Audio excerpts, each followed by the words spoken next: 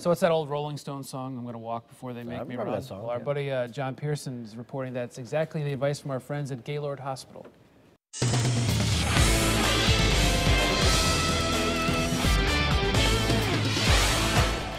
Running, it's a great form of exercise. Running is great to lower cholesterol, lower risk of heart disease, improve your general health and well-being. It's a great stress reliever for a lot of people too. It's just a good outlet. Certainly from a weight loss perspective, you burn a high amount of calories with running. Before you start pounding the pavement though, it's important to walk before you run.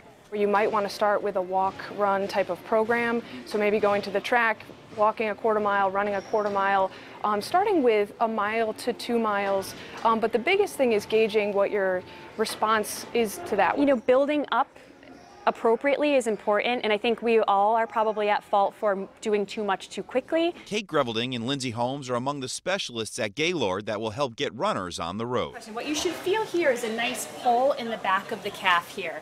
Some simple stretches will go a long way in any physical activity you do.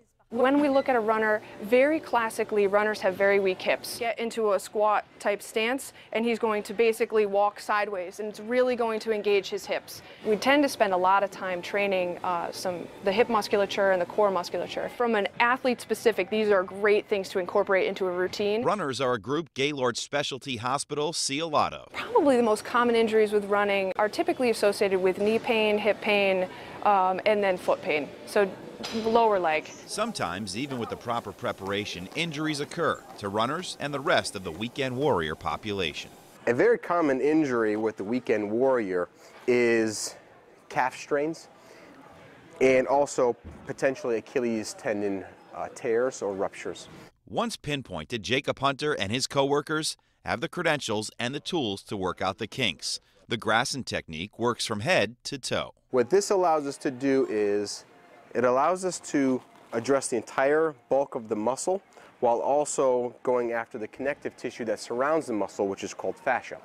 And so it's a series of strokes and movements that are designed to stretch that fascia in all sorts of directions in order to alleviate the pressure off of the area that was injured. And oftentimes the patient will report to us that it feels like you're using a rolling pin and kind of massaging out any knots or any areas of discomfort.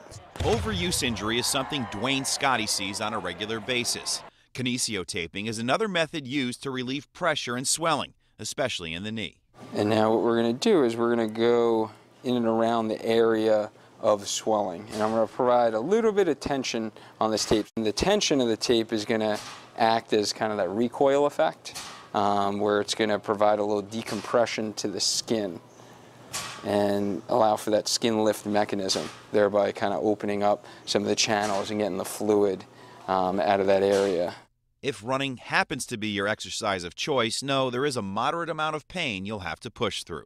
Pain that's sharp, or usually when you say on a 0 to 10 scale, it shouldn't really go over a 4 in terms of specific pain, whether it's in your knee or your calf or your leg or your hip or anywhere else. Those pain levels should not be too high and they should not be too specific, because you're going to generally feel some soreness, and that's normal. In North Haven, for the Sports Edge, I'm John Pierson.